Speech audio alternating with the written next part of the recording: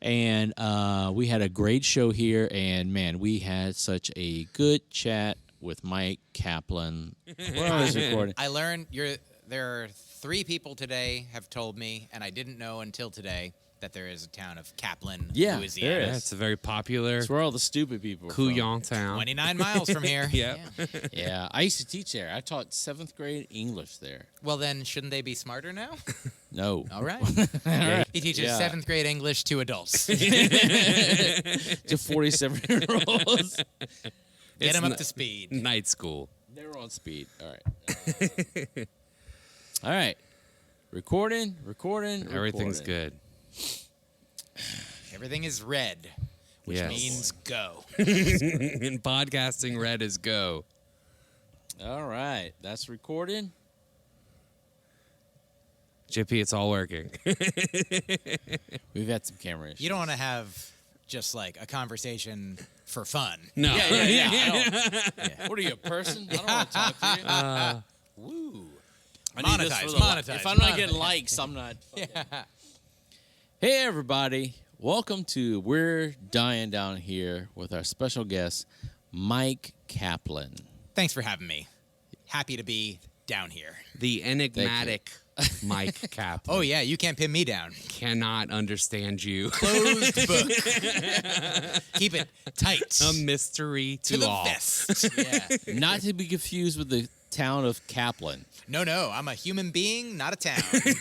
Town might be made of human beings in some way. That's where our podcast differs. Most podcasts are like, let's bring in the town. We're like, let's bring in the human. We want somebody we can talk to. They got Yeah. Springfield. Yeah. Wow, which one? Normally, like, Tune in let's to find out. let's bring in the creek of Kaplan, Yeah. and it's just flowing. So, The Creek. You know, there's a comedy club called The Creek. and the Might know. cave. Oh, yeah. Oh, yeah. It's got both of them. We both performed there. Yeah. Not as fluid as you. So. No. I'm more fluid than a creek. That's our episode, Good guys. night, Thank I've got a hole like a cave. Good Cave. night. Yeah. Good morning. Cave is what I call my belly button. Myq Kaplan is here, everybody. Yes. Oh, yeah. Everybody. We're still. Everybody. Is this whole podcast just an introduction? Yeah, it's just You can tell when JP's drunk because he's like, did we start? I run this podcast, and I've fucked up this podcast. I love it. It's good. Yeah. I keep looking at the cameras, but no one's looking at me. Ah. All right, so let me nerd out. So, Please. Myq Kaplan, that is you. I am JP Leonard. You got it. We had you here in 2015. 2015. Of 15. 100%. We were babies. Yeah. We were doing comedy for a year. I was already weaned, but I was through you. Hey, welcome to the new podcast, Under the Bus. on the tit. I meant I was into the band Ween. Yeah. I've seen them twice. That checks out. Uh, Yeah. Almost 10 years ago, Yeah. we were in this a different place. A different completely This different venue. very zip code. Ironically, it was Not called even. JP's Bar. The hookah No lounge. relation to me. Yeah. Wow. Hookah and Martini Lounge, which they served neither. Oh. So That's- it should have been called JP's Meth and Fentanyl Lounge. Ah. But all right, we That's had some pretty big company that year. It No, was yeah. Myq Kaplan, Nate Bargatze, and Tom Segura. Wow. I don't know if you've heard of these rappers. I mean, they sound nice. Yeah, they're okay. Yeah. I mean, I generally don't perform in arenas because I kind of keep it real, you know? Boy, do I have news for you. I like to perform for, just a couple people at a time. I like to get a real personal touch. Yeah. Like, those guys are great. Love. I just saw Nate this past year on Saturday Night Live, really doing comedy. I mean, that's the place for it, as all of our parents have suggested. So I could Yeah. do without it. Saturdays. Look, we're recording this. I hope that isn't out of place to say on a Thursday when real comedy happens. Okay, Thursday Night Dead. That's when the cool comedy fans come out. Saturday night, that's like, bachelor parties, bachelorette parties, date night, just people going out. what's happening, who even cares? You got to be, if you're going to comedy on a Thursday, that's on purpose. Yeah, that's where real people are. You've got to be crying already before you come. Exactly. So I think you were here in August. Oh, I believe That's it. great. That sounds great. Yeah, we moved over the summer, so it was definitely July or August, I affirm. Yeah, that works, right? Yeah. As I referenced on the show earlier, it was my wife's first time watching me do stand-up, but it was her second time seeing you do stand-up. And I think we're even. A fast now, yeah, because she wasn't here tonight. She was not. I just did a show she tonight. won't be. Yeah, she won't be. And so she now has seen us at least, or approximately. She's not seen me more than she's seen you now.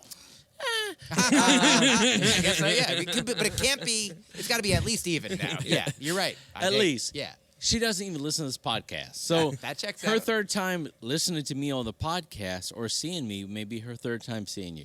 Wow. Anyway, say I hi. accept. Hey. Her name's Andrea. Y'all have like a little three-way going on.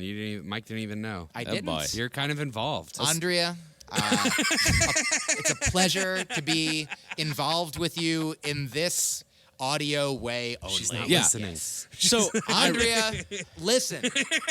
Anyone out there who knows Andrea, please let her know. It's just to me, listen. Look at again. the time code. Just tell her the time code. Yeah. Andrea, how do you do it? How do you be married to this nice man? exactly. Also, in weird relation, you spent the night at her house. Yes. In my daughter's bed. She was not there. Brag much? It's very Is that a yeah. reference? It's every time we say it, it's always very important to indicate. Yeah, she was not there. The woman that I was seeing at the time, not my current girlfriend, but my previous girlfriend. Spoiler at the alert. time. Yep. Sorry to let you know about the past. Yeah. Sorry that the future exists from then, and it's different. But yeah. At the time. My last girlfriend I was helping her move across the country from LA where she lived through this LA and then to New York where we lived for a time. And we both, we were both, she was there, right? Yeah, she was. I mean, I think it would be impossible that we're like, I'll stay in this house and you can find your own way. But so I was there with my adult girlfriend in this little girl's room, but the little girl was nowhere to be found. I like to think that like Nowhere he to be had a perfectly fine guest room and Yeah. you were like, something smaller? Yeah. What's with it? We like bunk beds. Yeah. And sparkles. Yeah. It was a Cinderella bed. She was an hour away. And I remember It's telling important. it's very important for legal reasons. Da-dum. Where were you on the night of? Where was his daughter on the night of? Yeah. An hour away. Yes. I remember saying like, "Hey, we got this comedian staying over. He's a vegan." My wife went, "What do we need to do?" I'm like, "I think we need fruit and vegetables in the house." At least. At least. You know, we Those don't- are great. You don't Yeah. fuck with fruit and vegetables. And I think we got like an English cucumber, which is way more phallic than you should ever do. Wow. And we had blueberries. Blueberries are You great. guys like blueberries, right?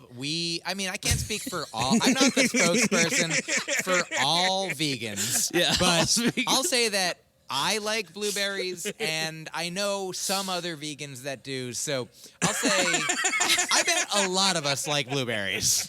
All right.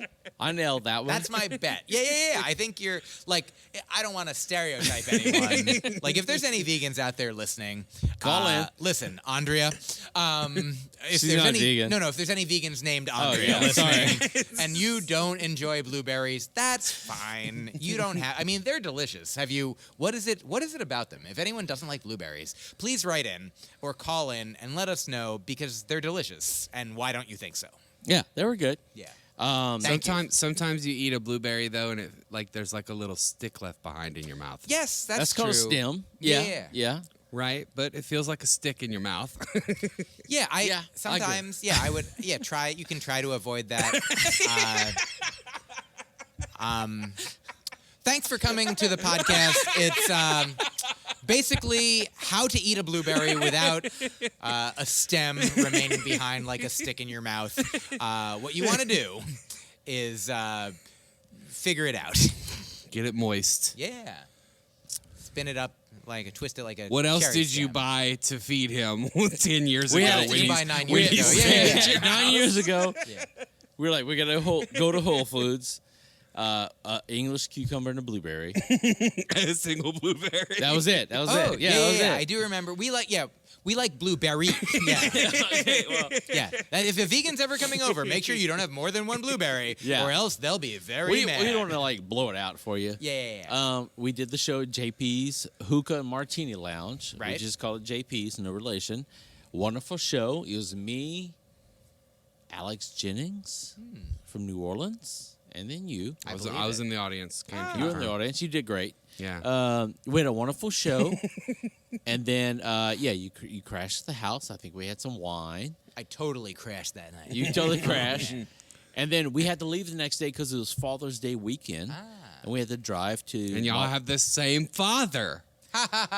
Now, here's the thing. My guess is that if it was indeed Father's Day weekend, then my guess is it was June.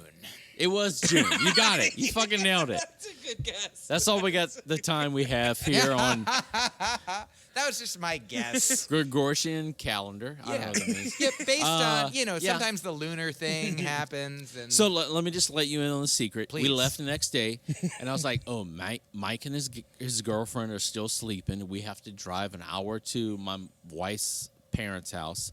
And I was like, "We'll just text you." And I was like, "All right, when you're done, let us know, and we'll set the alarm."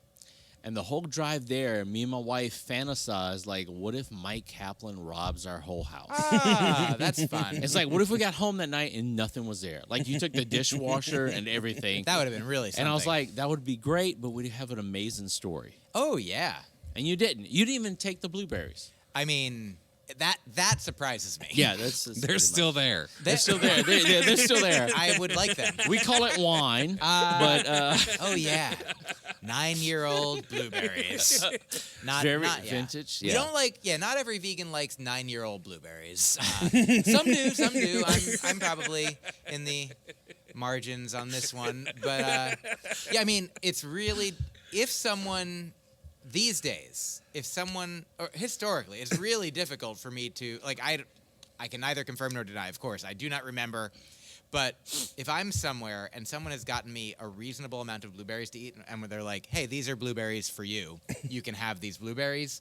It's shocking to me that there's ever been a time that I didn't eat all of the blueberries. Yeah. I don't know if Fame has changed you. That's all I'm saying. So, I'm really working on these days eating more, stopping eating when I'm not hungry anymore. All right. Instead of blueberries are like a classic We can't example. relate. I was relate. about to Yeah. say, wait, what is this? I'm What is this trying. black I'm magic? like What is this thing called hunger Well, satisfaction that you call? Here's the way that I used to be, and probably still am. Like, if I start eating, let's say blueberries. Let's say I have a lot of blueberries. Never like heard of her. a big bowl of blueberries. Some people call it a bushel. Yeah, absolutely. All right. A bushel. 100%. I come from a different place. So, you know what they say, a bird in the hand is worth 2 in the bush. Yeah, that's, I like it. Oh, they're bluebirds. Yeah, right, I there call you them go. blubberies. Yeah. So in a blubbery bush. I feel targeted. That's all right. No. I'm just telling you about where I come from. I come from a different place. We talk differently there. It's totally different than here. Whatever you say is valid. So if I had like a ton of blueberries and I eat them, at a certain point, I know that I will be full. Like, let's say I ate other stuff too. And I'm like, okay. And I know that 20 minutes from now, I will feel full because I've eaten enough. Sometimes in the past, I'd be like, well, that means that now, for the next 20 minutes, it's time to cram my face full of as many blueberries as I can, because then I'll get more enjoyment of eating, and that's me now. And it's only me later, the later me, who will suffer. And that's not me now. That's another guy's problem. And now I'm trying to I'm trying to do right by that guy, that future me as well. 20 minutes from now. Yeah, 20 minutes from now, me.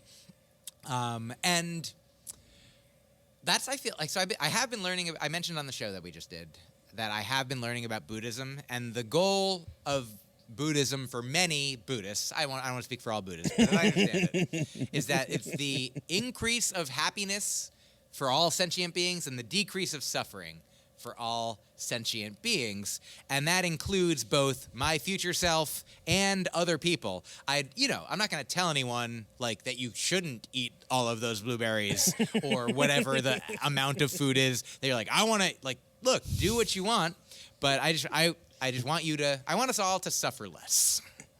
That's my goal. I'm not Buddhist, technically. I would be, but. And this might sound like a joke because it is, but also it's true. The reason people are like, you talk a lot about Buddhism from time to time. Are you a Buddhist? I'll say no. And they're like, why aren't you a Buddhist if you like it so much? Why don't you marry it? Why don't you take vows, as they say? And the reason that I don't say that I'm Buddhist is because I don't know everything about it. So I feel like a Buddhist might come up to me and be like, oh, you're a Buddhist? Name 3 of our albums. You know what I mean? Like I don't. Yeah. I only know a couple. Yeah. So Blueberry. Blueberry. There you go. That's a cereal. Yeah. Buddha berry.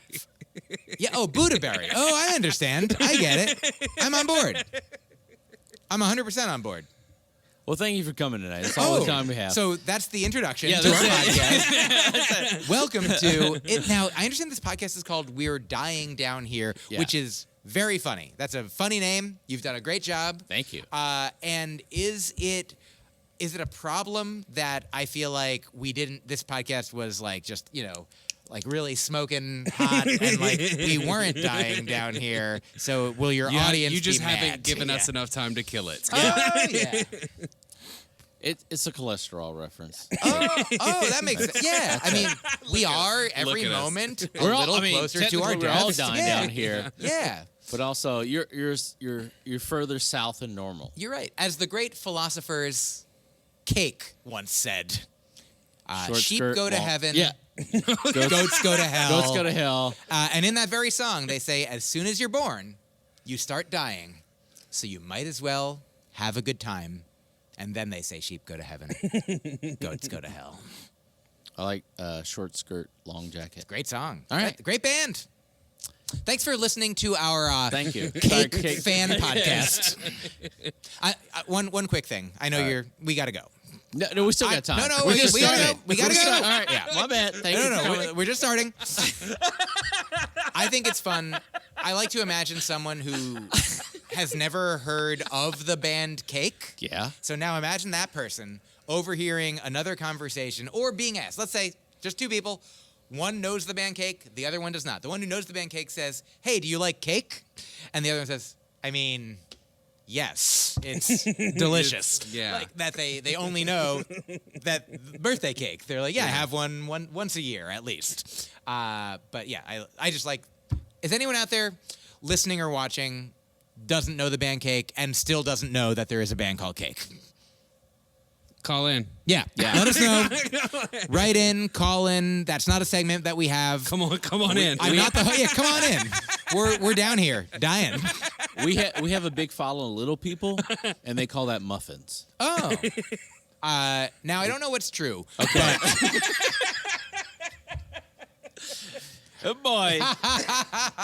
That's the thing about jokes. Is, Hang on, let me hit record. Oh man. You know, my first podcast that I used to do called Hang Out With Me, at the end of every episode, I would end it by saying, and delete. Yeah. That's what I do in most of my sets. Nice. Yeah. I mean, and that's really what's happening in a Buddhist paradigm. Every moment of our experience, of our body, of our mind, of everything that we essentially deal with in this world is impermanent and is, disappearing and reappearing every moment. They say 60 times a moment or 360 times every snap of a finger, depending which Buddhists you ask. Wow. They don't all agree.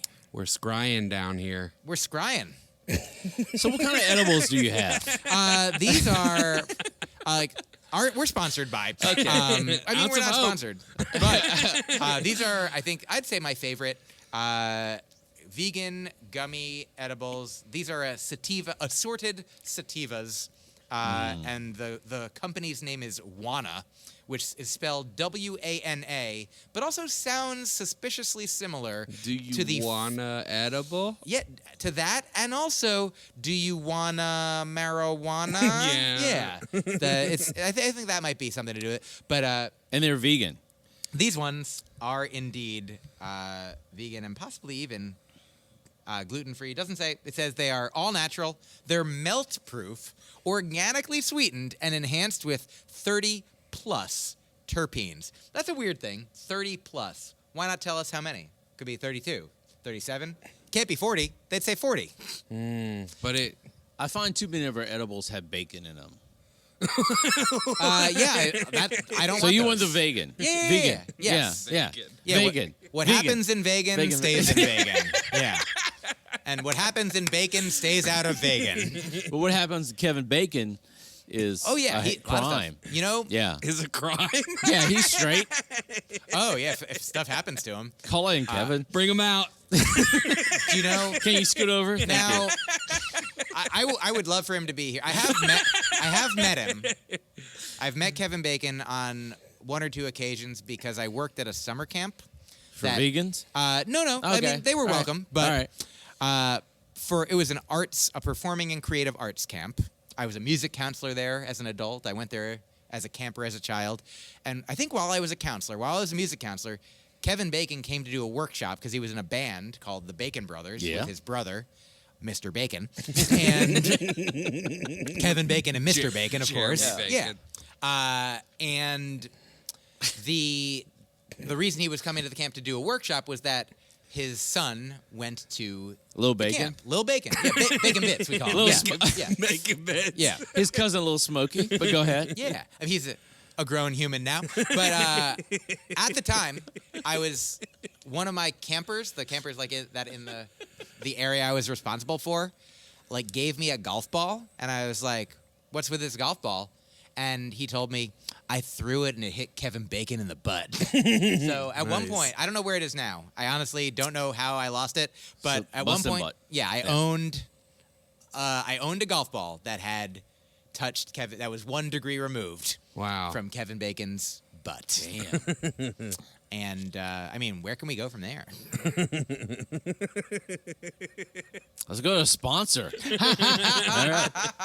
We're sponsored by Golf Balls. Golfballs.com. Actually, golfballs.com is based here in Lafayette, Louisiana. It's huge. It's very huge. That's really fantastic. Yeah. That it came up organic. I brought up golf balls. You did. I brought them up, and I didn't know about this. I'm going to tag them, and they won't sponsor us, but Do you I'm kn- going to tag them. Do it. Do you know what I do when I post on Instagram? I often will, if there's, I will tag like, Nike, or if it's in, usually they'll have something to do with it. Like if it Yeah. was about sneakers, or if it was about a specific place. But, I like the idea that somebody in their social media, like maybe they'll be like, oh, if it's funny at some point, that's my goal, to be co-sponsored by just a company. I like to tag the famous people that I talk about in my bits and Yeah. just see. It never ever has led into anything, but one day, Yeah. me and Lana Del Rey gonna have a conversation. One day, me and Sheath Underwear are going to Nice. because I have 2 pairs, and I'm looking for 3. That's funny. Yeah. I'll tell you this. When I was on Last Comic Standing in 2010, Never heard of it. Go ahead. 2010 is a year Okay, there you between go. 2009 and I gotcha. 2011. And I call it the rooster year. yeah, that makes sense. Yeah, Okay, go like ahead. Chinese calendar wise, Yeah. of course. We I call think it it's Dragon Asians, now. but- Yeah. All right. So I told a joke in one of my weeks on the show about the movie Final Destination, and sometime the following, like after it aired, I got an email from the guy who wrote the first Final Destination movie. Damn. That was like, hey, I really enjoyed your joke. I'm sorry you didn't like the movie. In the joke, I don't like the movie. But I was like, no, I like the movie. It's just in the joke, it has to be that I don't like it because the joke makes sense and I'm a liar.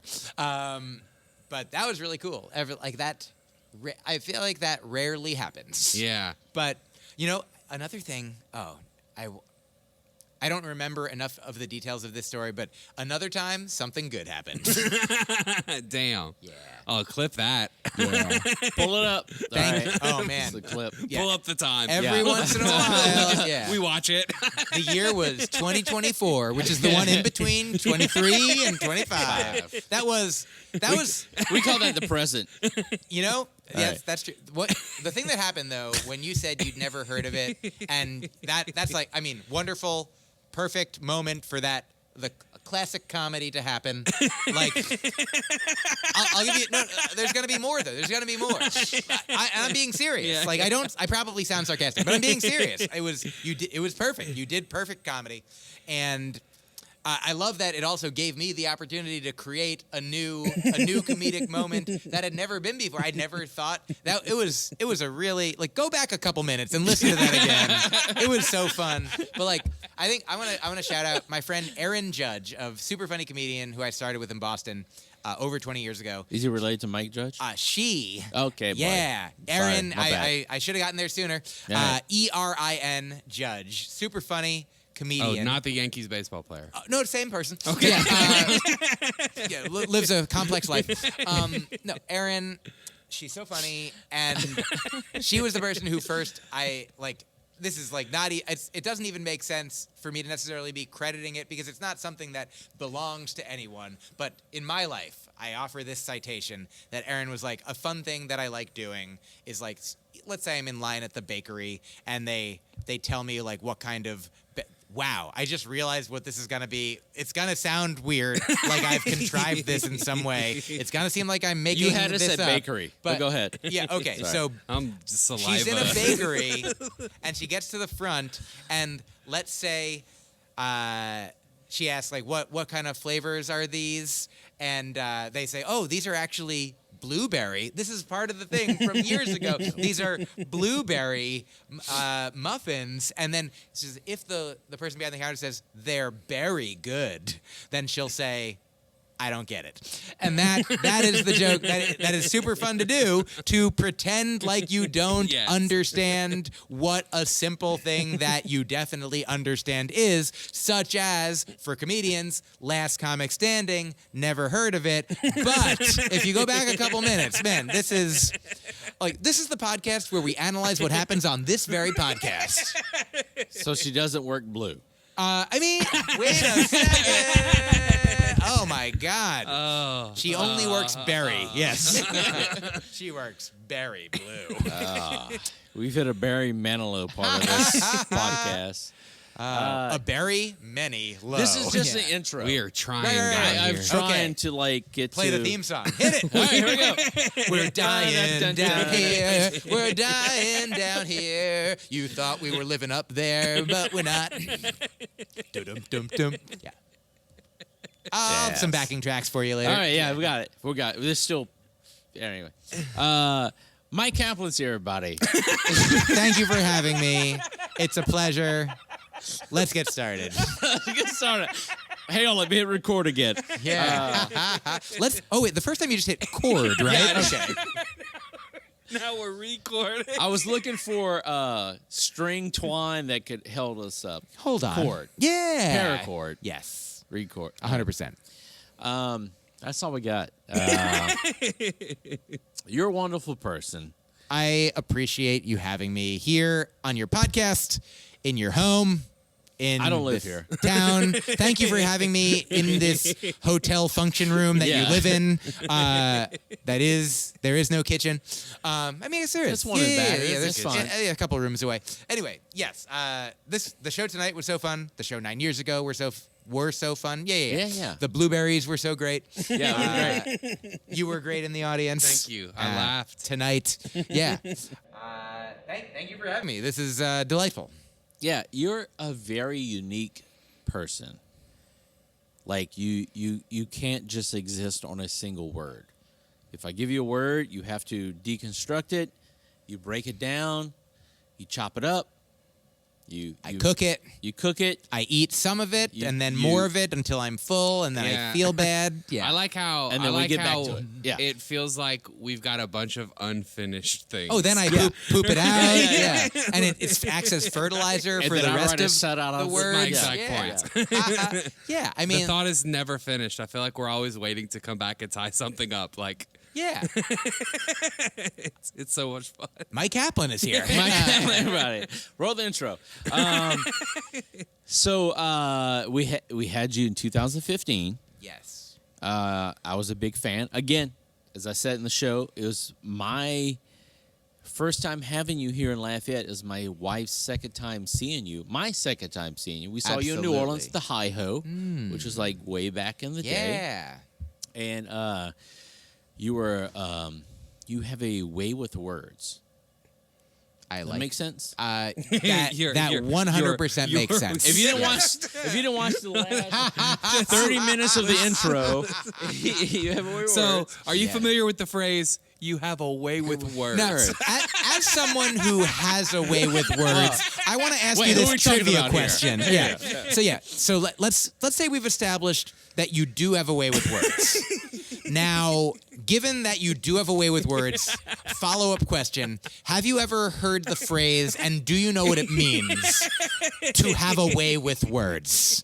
The answer is tune in next time. Look, I pulled up your credits. Yes. And I screenshotted it. And I just Well, deleted let's it. talk about the special. So that's it. You just recorded a special, right? I'm about Great question. I feel like I'm always in a position where I've just recorded something and I'm getting ready to record. Nice. Tom is That's relative. Yes.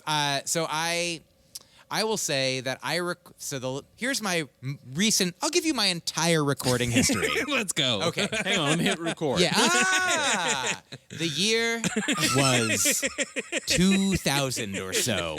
I had yet to start doing comedy, but I was an aspiring musician. Actually, a few years back, I recorded some cassettes on my own with my friend Sam.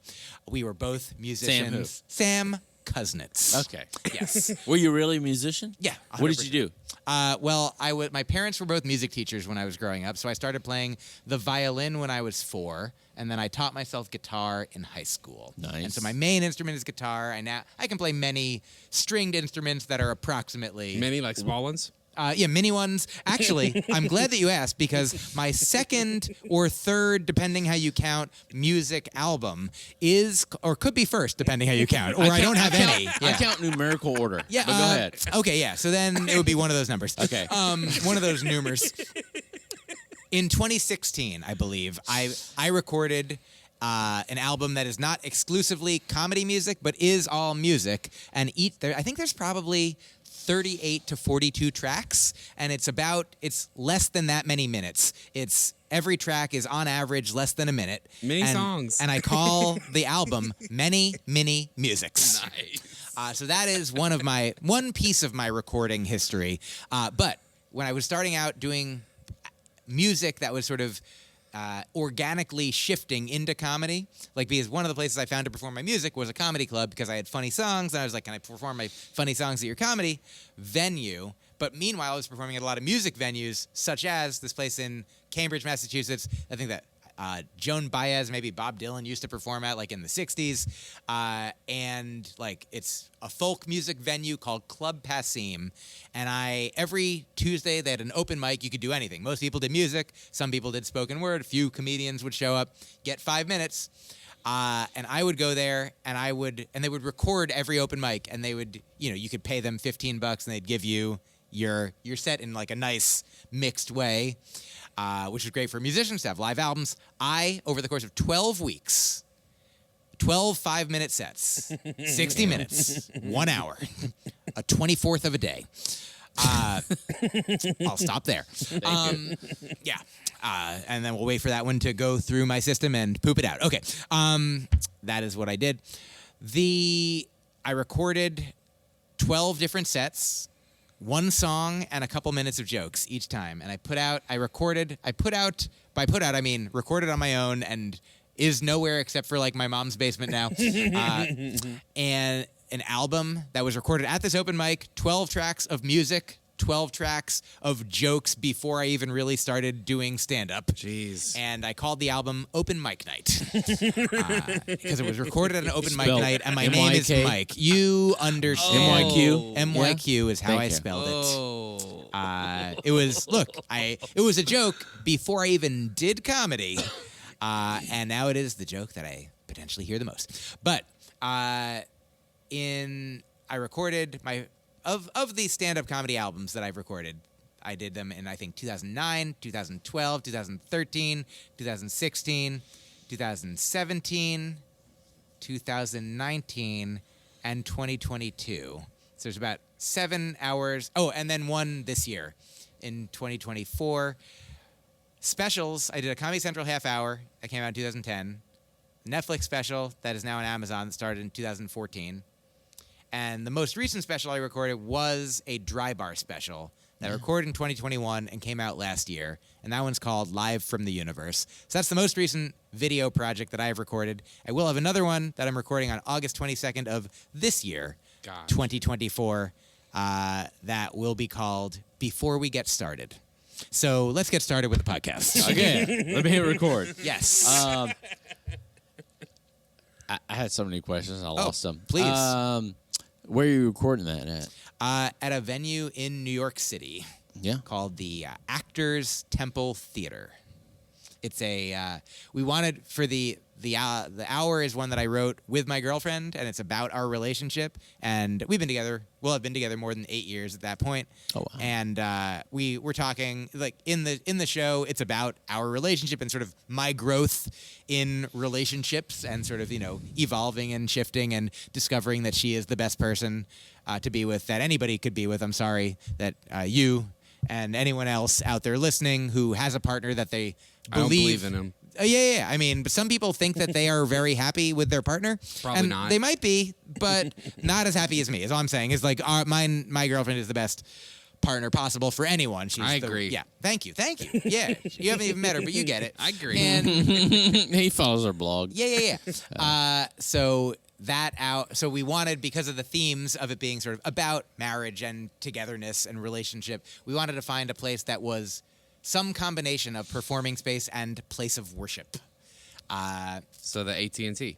Yeah, exactly.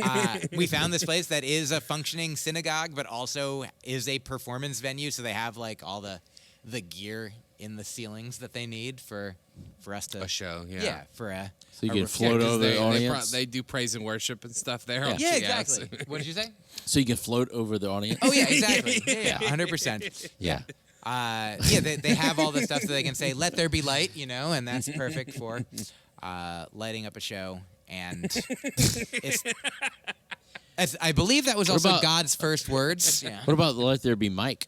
I like And then that. you come out, and they're like, no, I like it. I think let's do that. We'll do that as an outtake. Okay, all right. We'll Stay do it. I'll be tuned. planning for it not to work. If it works, we'll be pleasantly surprised. Right. Yeah. No, it's wonderful. Let there be. I'm gonna try that tomorrow. All right, thank you. Where you at tomorrow? New Orleans? Tomorrow. This will be out a month from tomorrow. Okay, well, yeah. So come a year ago. Okay. 9 years from now, we'll be back. But yeah, I think you asked a question and I had an answer, and I had a follow-up question. oh please. What was your go-to instrument? Guitar, like brand, model? Oh, thank you for asking. Thank you. The one that I had that I feel like I liked the most, though it was very. Don't say diff- Rickenbacker. No, I won't. Okay, good. Laravel.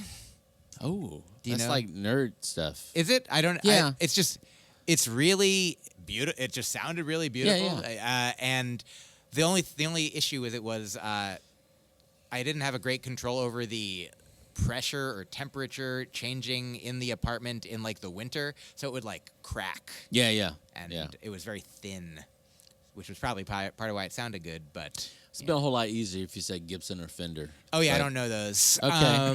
This is the best. My favorite kind of guitar is Blueberry. That's the electric guitar that I had in high school. It was 7 or 9 year. a Blueberry 7 or 9. Yeah. Yeah. Yeah, either Yeah, one. either. Okay. Yeah, both. Great. I don't know what the fuck we're talking about. Yeah, I'm glad. I'm with you. We're riffing down here. Yeah. We're trying down here. By riffing is when you just say it any like that. Anything. He has a different way with words. We all, do you guys know that Steve Martin joke that this evokes for me? He says, some people have a way with words. Other people not have way. That's pretty good. Yeah. Have you watched the Steve Martin documentary? Not yet. It's But really good. I hear about it. Yeah. My girlfriend and I just recently watched all of Only Murders in the Building and really enjoyed it. And then we watched Martin Short and Steve Martin in their Netflix presentation, which is really great. They're so funny and so good. And there's a part where Steve just plays the banjo amazingly. Like, Yeah. he's so good. He's okay. Is Yeah. the best of the banjo players I know, which is he's the only one. But he's probably better than a lot of them. But there's The probably best amigo. yeah. Oh, and I'd never seen that until this year. We Nice. watched that, and I'm like, man, Martin. I mean, obviously, I knew Steve Martin was great, but I didn't know a lot about Martin Short, and now I'm like, God, he's so good. I love. He's so good. I'm a big fan of The Jerk. I think that's The my Jerk is favorite, good. Steve Martin. Just that opening. I was born a poor black child. That's with me forever. He was. All right, Well, record. I think that All was right. it, Jason. So let's talk about your special. So, like, you're a very gifted person with words. You can, if you haven't paid attention the last 40 minutes. Please continue. All right. You're a word nerd. Can I give you that? I'll accept that. All right. Where did this come from? Because, like, you can take a word, deconstruct it, put it back together, make a new one. Yes. Put it back together. Where did this start? Like, who are you? What are you? Where did you come from? What a wonderful question. Thank you. I don't feel aggressed at all. And I'm telling the truth. There's a lot of layers of joke going on here. I will tell you this. I remember when I was 7 years old. That was the I do year. too. Thank you. Thank you. Yeah. I remember when it's y'all pretty were memorable. 7. Yeah. And I, in second grade, I think that's the year that we first learned, and then never again was referenced diagramming sentences. Like, they, like, physically diagramming them, but like putting slashes and being like, there's like a tree where it's like the noun and the verb. I didn't learn that until college. I mean, we learned it in second grade, and I was just like, oh, this is great. This is like what my brain is already doing. Like, Alan Watts is a thinker I like a lot, and he says, like, the world is wiggly, and, like, humans are really trying to put, like, straight lines on it. Like, you know, there's no, like, squares don't exist in nature for the most part. But, like, look at every, you know, city downtown, and you're like, let's make these straight lines. And, like, you know, language itself is a way of trying to describe, you know, in some orderly way, the chaos of the shapes and colors that we see all around us. So, like, words are like these, you know, I think Stephen Sondheim said that, like, art is basically the way that humans are trying to make order out of chaos. Like, we're constantly trying to, you know, make order to things or find order or be like, what is, like, what's happening? What is happening? Who am I? What is this? And so that was the first time that I remember, like, I remember, like, my parents listened to Carlin, and so I probably knew like 3 Carlin jokes when I was a kid. Like, maybe we listened to one airline section where they're like, Evel Knievel can get on the plane, I'm getting in the plane, you know? Or just like any of those specific, like, it's a one-way, it's a, you know, non-stop trip. Hope it stops once, you know? I prefer a one-stop trip, preferably at the end, you know, something like that. And so I feel like that was his, like, playful, you know, wordplay oeuvre that my parents introduced me to pretty young. But also, I mean, my mom loves it also. Like, whenever I introduce my mom, like, to new concepts that I've come up with or concepts in wordplay that she didn't know about, like, she delights in them and finds them lots of places. Like, a concept I came up with, or at least a word for this concept. Maybe other people have come up with other words for it. I call them syllable twins. And those are phrases that, for example, like here's an example of syllable twins. Reese Witherspoon, Drew Barrymore. Like there's the same number and accent of syllables. Does that make sense? Gotcha. Ba-da-ba, Yeah, ba-da-ba.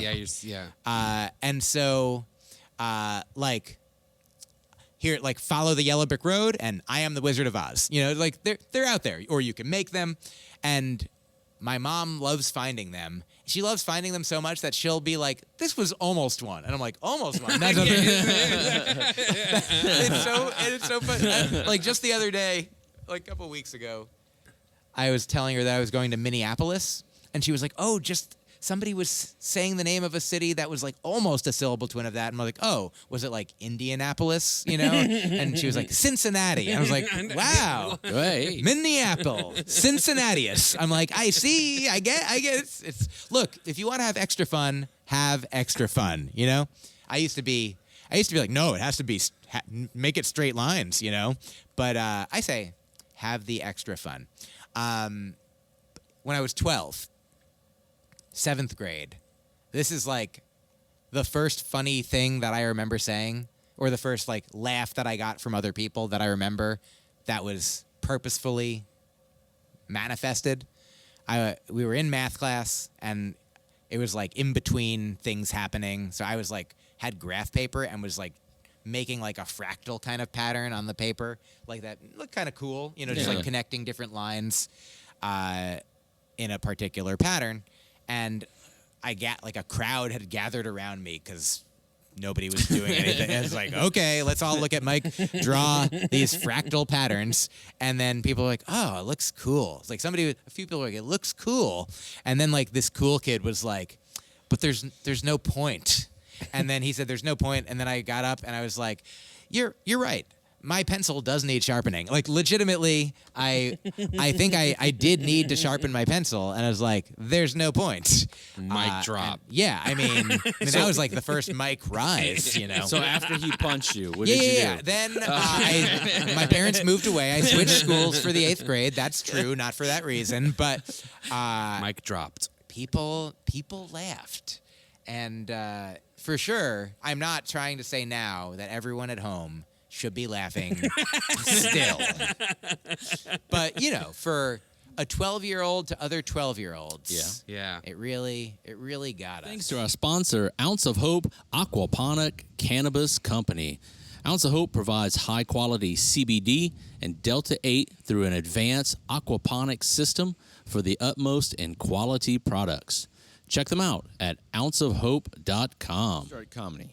I started where, you say? Yeah, where? In Boston. Boston. Yeah, the Comedy Studio was the first place I ever did comedy, and it was right across the street from Harvard. Wow. It's, near MIT, you know. So Never a heard of lot it. of people there who knew how to sit down and listen. Yeah. Who are your contemporaries? Folks starting out around then, Joe List. Oh, Never heard of her. Wait a second. Okay. Wonderful. A fun switcheroo. A fun switch himoo. A switch himoo. That's, guys, I've had my recorder for ideas here this whole time, and I forgot it was there and thought it was in my pocket. But a switch himoo is, I mean, I think it speaks for itself. Okay. Yeah, I got it. So, yeah, Joe List, Shane Moss. Yeah. oh, great. Yeah. We just had Shane on our podcast. Awesome. Yeah, Shane, we've been dear friends for a long time. I went out on tour with him. I had opened for him for a bunch of, like, maybe a couple weeks of shows about a year ago while he was, like, workshopping his newest one-man show with, the Hookah like, Lounge in 2015 as well. Yeah. amazing. Yeah. Shane is so funny. Oh, God. Yeah. So good. Shane, Joe... Let's see. I'd say like the season, you know, a couple years before us, like Gary Goldman had started a few years. Probably Bobby Kelly was. Yeah. But he was all. I'd say he and Gary and Bobby were probably in the 90s, and I was like right in the early 2000s. Nice. Awesome. I don't know. Do you guys know John Fish? Yeah. Oh, John Fish is so. I'm gonna tell you a couple of my favorite John Fish jokes. One is he says, "I noticed that if you're doing laundry, unless you're doing it naked, you're never totally done. That's when I know that feeling. Yeah. I don't know if he says this on stage, but he told me this off stage once. He's like, no, it's on stage. He does. I'm like, but they're also conversational.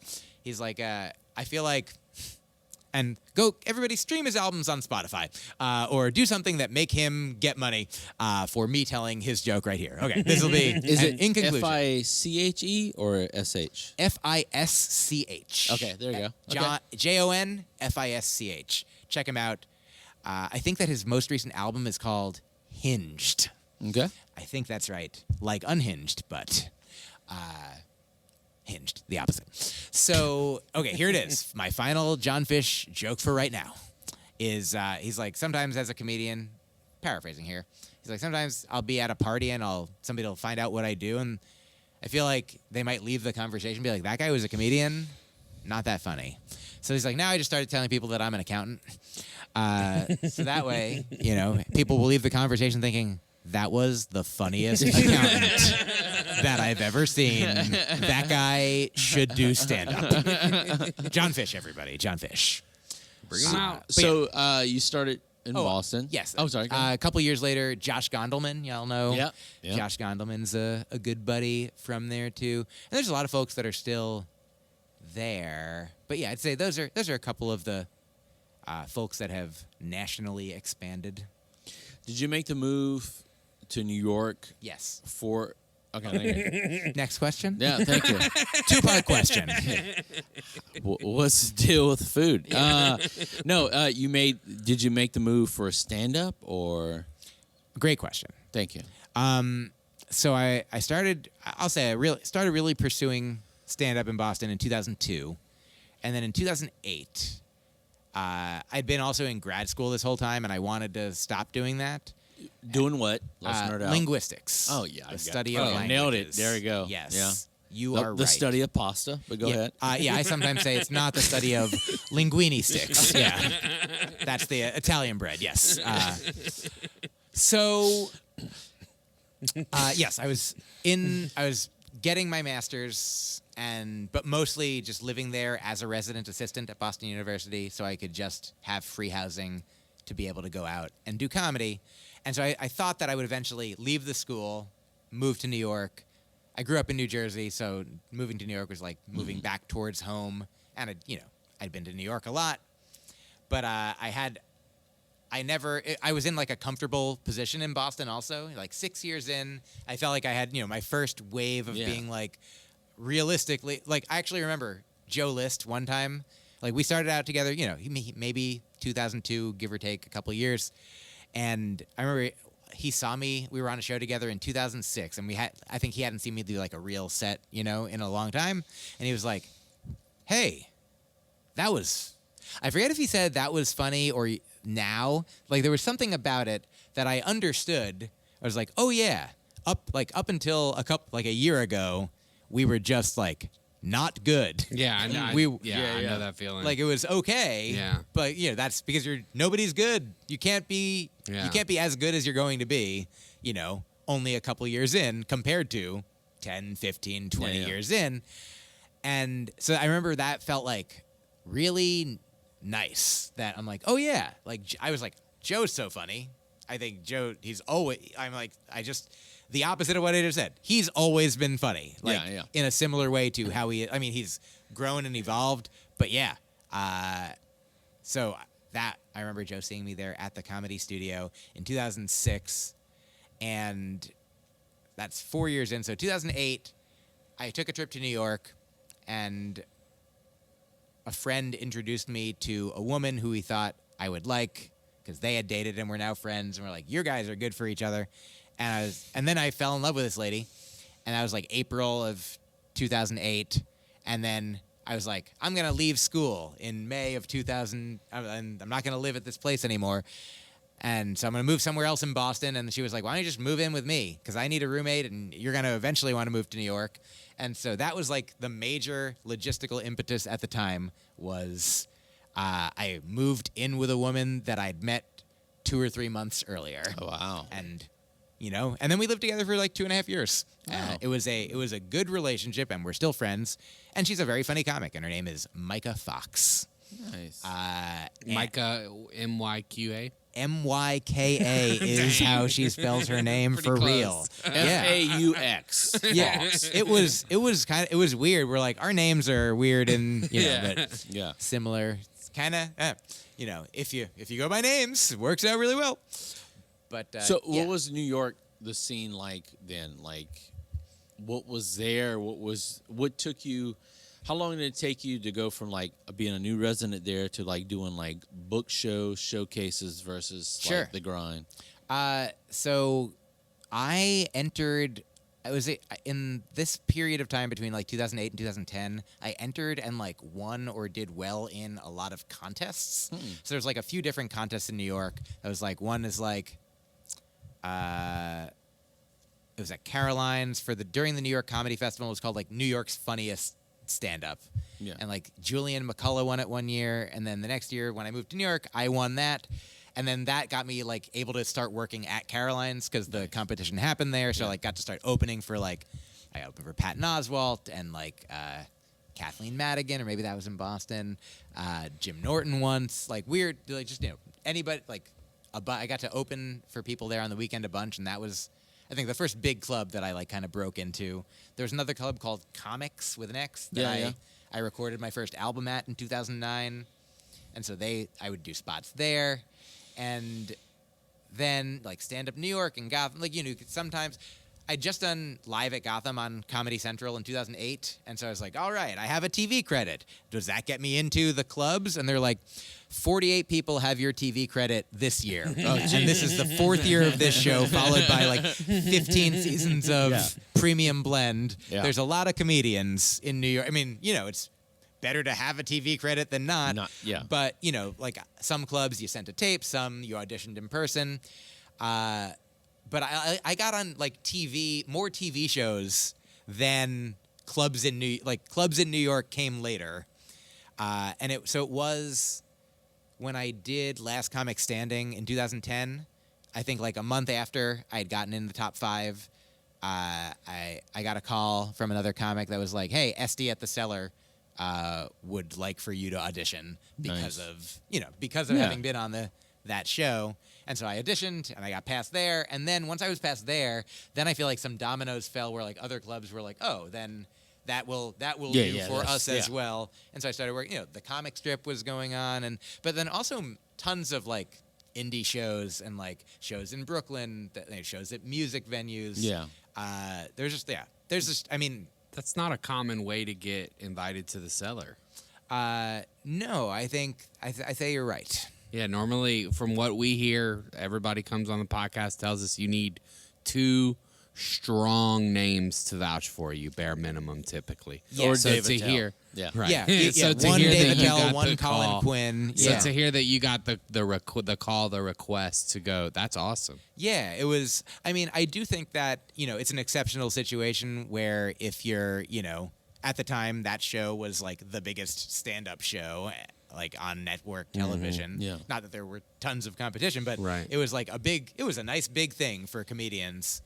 And then I think if like a comedian got really far on America's Got Talent, then also, that's like you get Similar, yeah. Yeah. And I also don't know what else might have, maybe SD watched the show and then asked people like, do you know this person? Right. It's a mysterious curtain that what was that Last place. Comic Standing how much of it was like showbiz stuff versus actual competition? The year that I did it, like I remember the first year they did it was like a reality show where people were like living in a house together. Right. Yeah. And that was not they were putting us up in hotels, and ours was the season that like maybe it wasn't there the year before, but it was coming back, came and back they're as like something new. They were like not as much like other seasons. They were like, now do a prop competition or a heckle competition or like a weird, stuff that wasn't normal, just organic stand-up. I mean, as organic as it can be for 2 minutes in a weird televised situation that isn't your normal deal. But,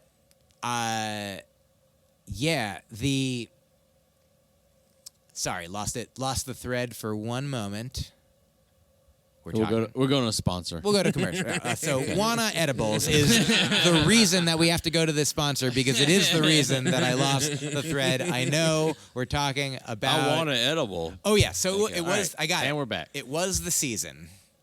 It was the season that they were like, we're just focusing on stand up. Like it's only gonna be stand up.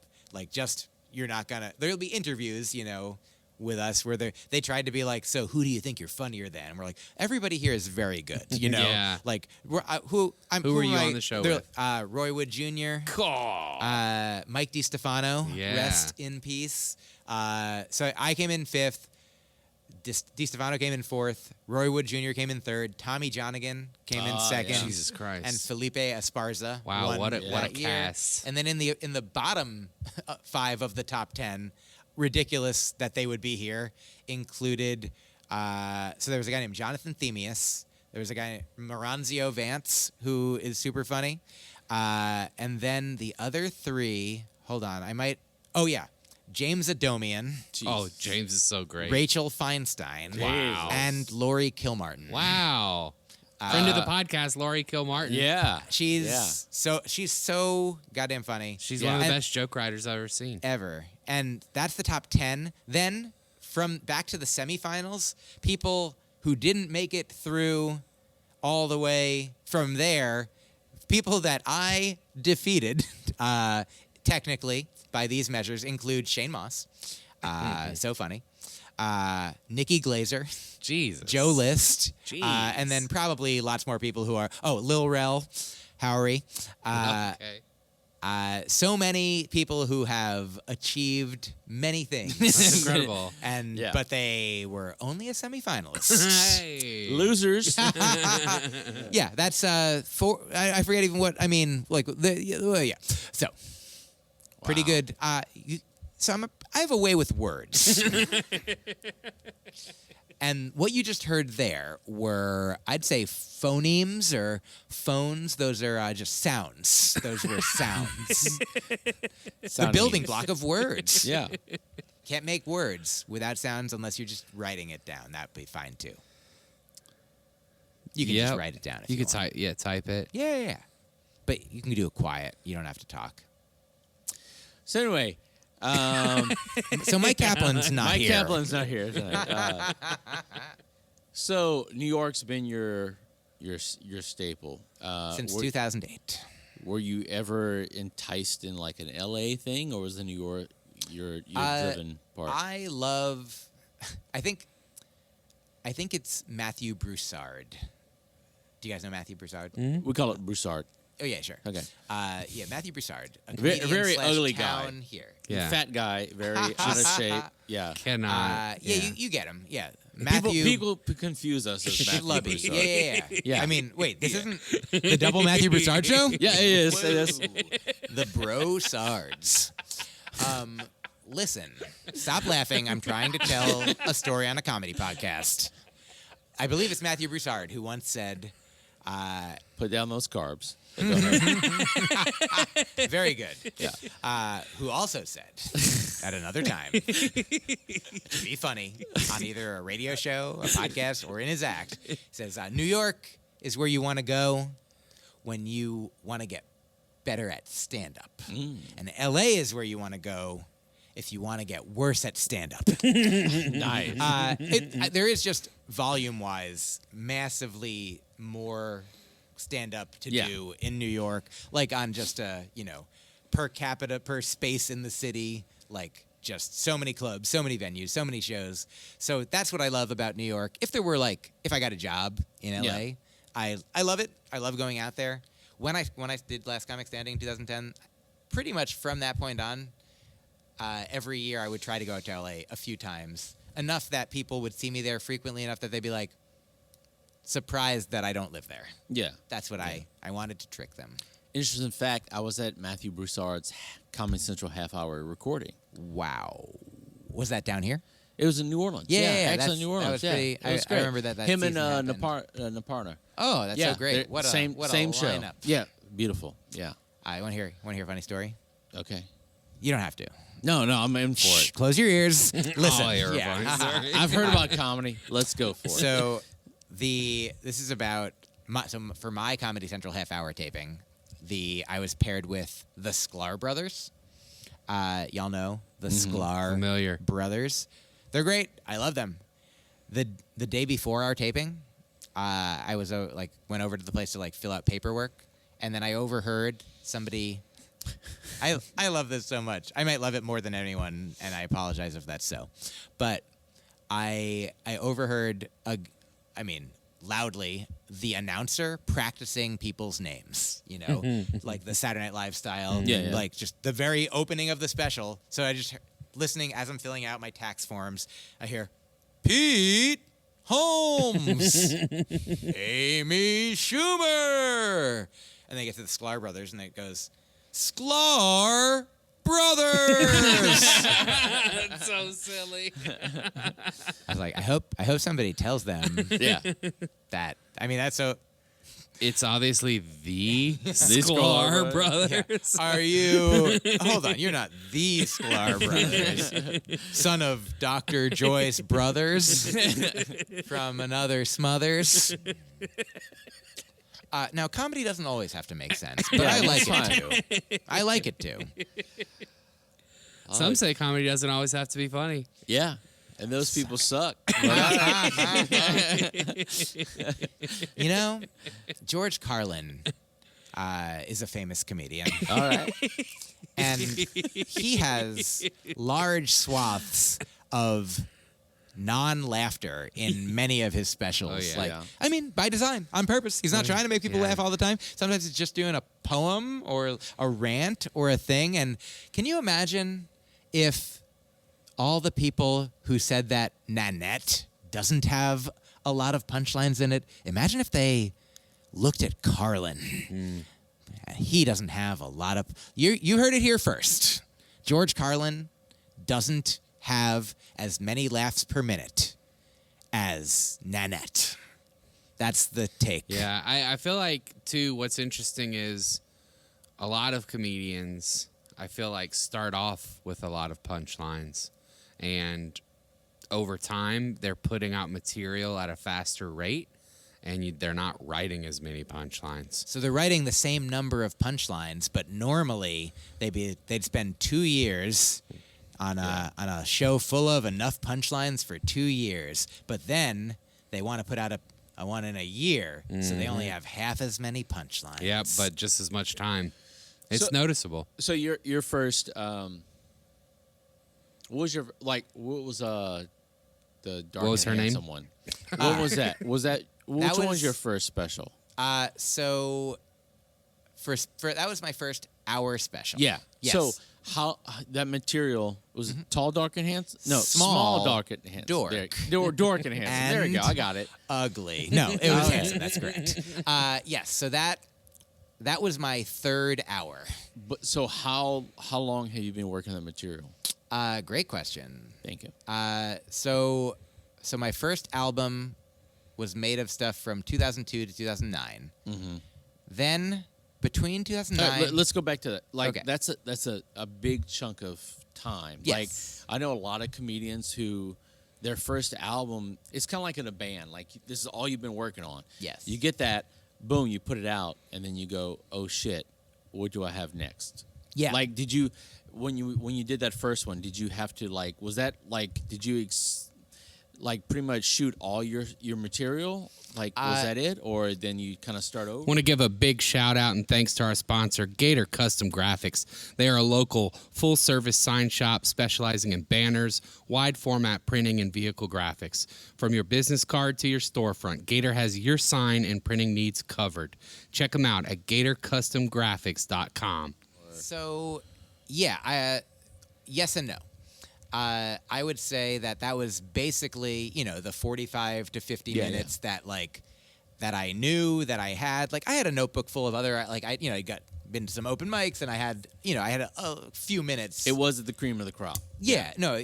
So when I recorded it, I didn't, I'm thankful actually that it didn't come out for a year. I think I recorded it, one May, and it came out the following April. And so over that year, I was I think the way that Carlin did it, if I understand correctly, is that in between shows, he would have like 2.5 years, and he would tour the whole time. But like, if you saw him the day after the special, he would still be touring with mostly the special, but with like a 5-minute chunk added, and then he'll then add another 5-minute chunk until if you're halfway through, then you'll see half the old show, half the new one. And so that's what I was doing at that time. Like, I recorded the album and then would continue. If I was headlining, I still needed to do most of those jokes. But little by little, like, have you guys heard of Theseus's Ship? So, No. Theseus's Ship, it's a paradox. Here it is. Theseus is out to sea, and on his ship, one plank needs replacing, so they replace that plank. Gotcha. And then, is it still Theseus's ship? Yes, of course. And then they replace, over the course of time, while they're out to sea, all the planks. So now none of the ship is the same as it was when it left. But it's still Theseus' ship, because every step of the way, it was only one plank different from Theseus' ship. Then they get back to shore, and they have all the old planks. They rebuild it. Now, which one is Theseus' ship? Yeah, the new one's not as funny. Yeah, because it doesn't have as many punchlines. Yeah, right. Like that story. And that is what George Carlin and I are doing. Yeah. We are like this ship, this mythical ship in this paradox where, you know, little by little, I would take out old, put in new. I remember I had a full new hour, you know, like a year later. But it wasn't good enough to be like the only new, you know. So then, 2012, 3 years after the recording of the first album, that was when I was like, I think I have at least 45 minutes of new. Like, I think I could do a new album, and so I had like an offer from. I did my second one with Comedy Central Records, and we recorded it at Acme, which is my favorite club. Absolutely. Certainly, one of nothing better. I love it. I would perform there every week, and so I recorded that album, the album Meat Robot, there. But when I was getting ready for it, I had a friend who had a theater rental that she let me use to just run through my material to be like, what is it going to be? What's the order going to be? How much of it? And I had like these lists, and I had like an hour and a half each, like of 2 nights. And I got through at the time, and it wasn't all, again, the best, but I was like, oh, I have like over 2 hours of material here. Oh, yeah. So I went to Minneapolis, recorded at Acme, and I think I probably recorded maybe an hour and a half of different stuff, and then eventually whittled that down to release it to be 45 minutes, because then I recorded the special Small Dork and Handsome the next year. I wasn't sure if I wanted to just do, because Meat Robot was only in audio, if I could do it as video and audio, like the same, like the best of that 2 hours. In fact, this is an interesting, I agree with you, and here's an opposite thing to what you said. I was talking to my friend Myq, spelled differently, Micah, a man who's the right way. Yeah. A good friend. We call them Americans. Yeah, Go ahead. My super funny friend, a Myqakin. Yeah, God damn it. You're right there. It's not perfect, but it's what we have to work with. Let me press record. All right, go ahead. Yeah, you go to Word with the words that you have. You know, you go to Word with the plays that you have. I don't know. Okay, so. This is what I'm saying. You earlier said, you know, perhaps people are, you know, having fewer and farther between punchlines for the reasons that we've said. I asked Myq, do you think that I have this 2 hours? Should I just do the same as I recorded for the album for the special? Or should I do a completely different hour so there's 2 different hours out there, but maybe I could make one better one if I crammed them together. And Myq shared a quote with me from Michel Gondry, who is a director, directed like, I think, Eternal Sunshine of the Spotless Mind, and once said something that seemed counterintuitive, but I understand for myself now. He said that quality fades, quantity doesn't. And Myq was like, what if the jokes that you edited out would have been somebody else's favorite joke, you know? Yeah. So he's like, why not have it all out there? And so this is the question of like, now, okay, would you want 2 albums that have like half of the punchlines or one album that has all of them. And, I think I could see why you might pick one album that has all of them, but also the other ones might have like, indie hits, I don't think of it as needing to leave things out necessarily, though. I know you're talking about working with almost 2 hours worth of material, so you are actually leaving jokes out. When I think about it, I guess I just think about it like those jokes will be out. They're just not ready yet. That makes sense. I'm not shelving it. It's gonna get better. Jokes. Yeah. But you also let it got- cook longer. A lot of people record like a special, so you go on in front of a audience with the cameras, but then they also do another. Comedy Central used to do that. Like I remember like people's half hours, but then they like Shane Torres. I remember having him.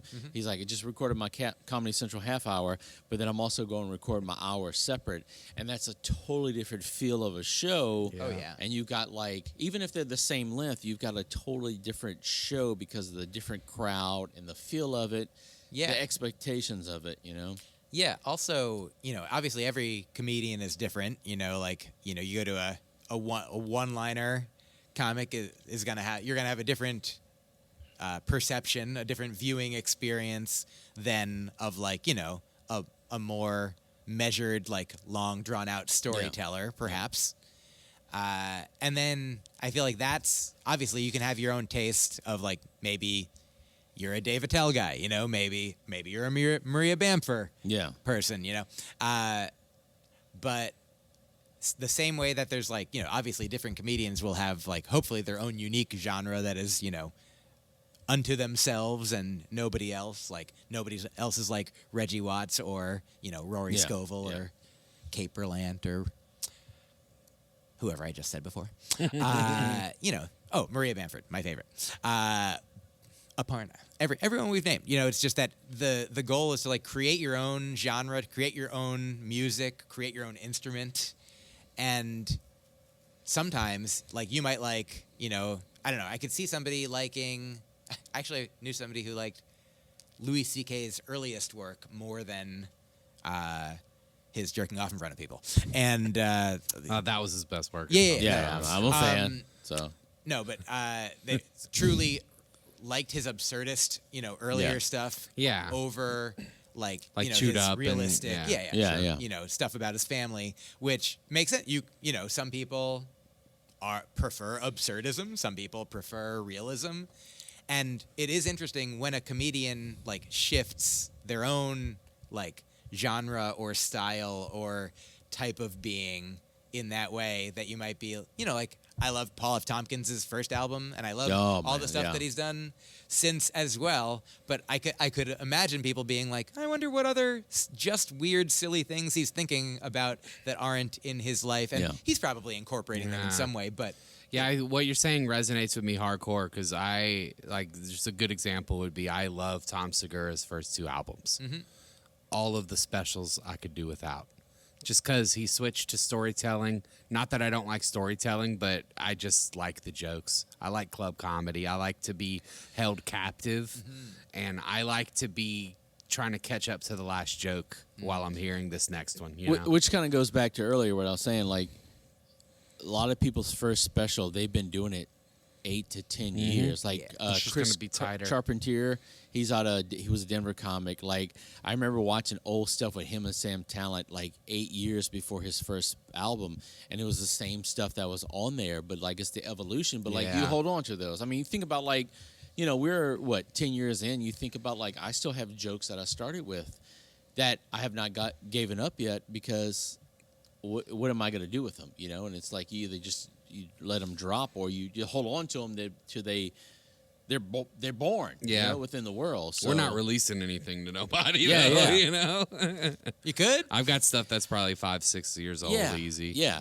I mean, there's like I remember like my first 2 times on stage, I still have ideas of that still resonates because that was just the But that's the birth I mean of that. that's good. Yeah. Who do you think is under? Maybe not underappreciated, but slept on, not talked about enough. Sure. Not at this table. Yeah, We'll yeah, go Yeah, ahead. besides Yes, obvious. us number one. Yeah.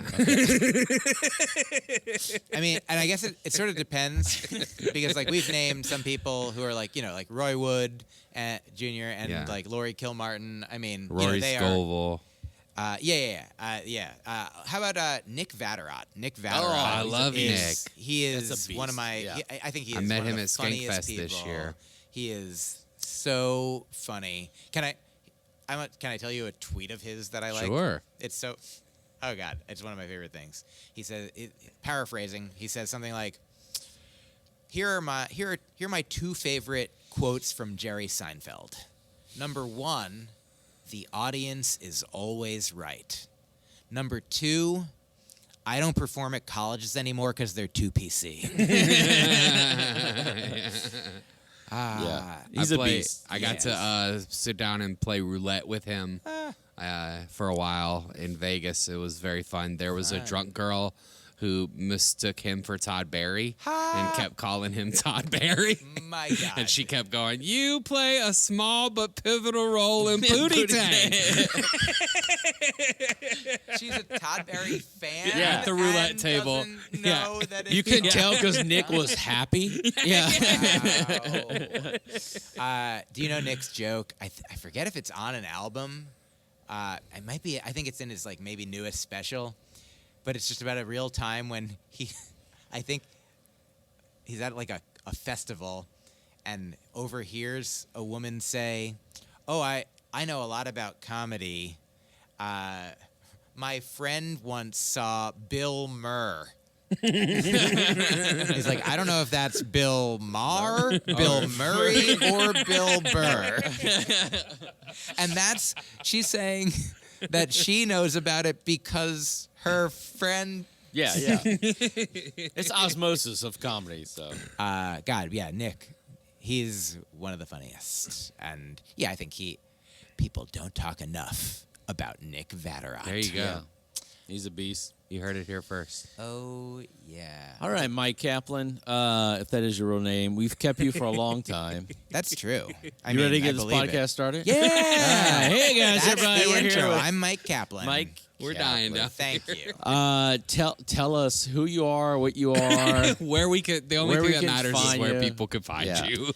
So, as you may have heard, thank you so much for listening all the way to the end, or watching all the way, or who knows what you're doing, but maybe you start at the end.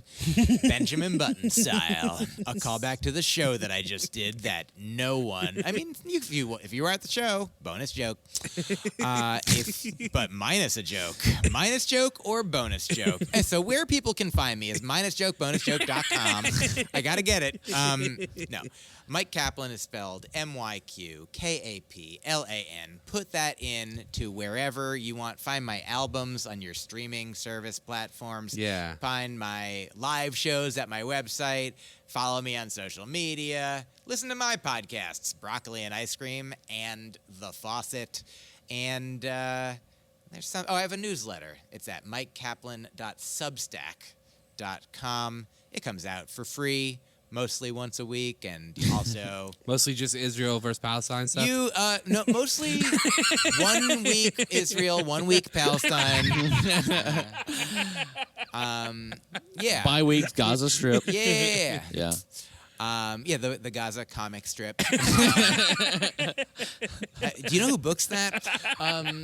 Please let me know. I'm Yeah. trying to get in. And so put Myq Kaplan in a place. Oh yeah, and my book with Ramin Nazer. Ramin also often, I don't know if people are sleeping on him, but find Ramin Nazer on Instagram and raminnazer.com. He did lots of my podcast and headshot adornment art and album covers, and I have a book that I made with him called Heartbrain Art Train, and it's at my website and raminnazer.com. So, and I'd like to now give all the websites of all my other friends. Liz Glazer. Thank you, Myq. That was awesome. Yahoo.com. Oh yeah, you can. Do you know? I have to tell real quick. The comedy club I'm performing at on this Sunday, so a year ago, if you're listening to this, is the Beaches Comedy Club in Panama Yeah. City. Yeah, we're doing it in June. Are we? I think I'm Yeah. gonna tell is them. are we? We are. We is are. We Yes. are. I'm a wizard. I have a wizard. We is are. Please. No. All right. I have a way with wizards. I have a way with wizards. Okay.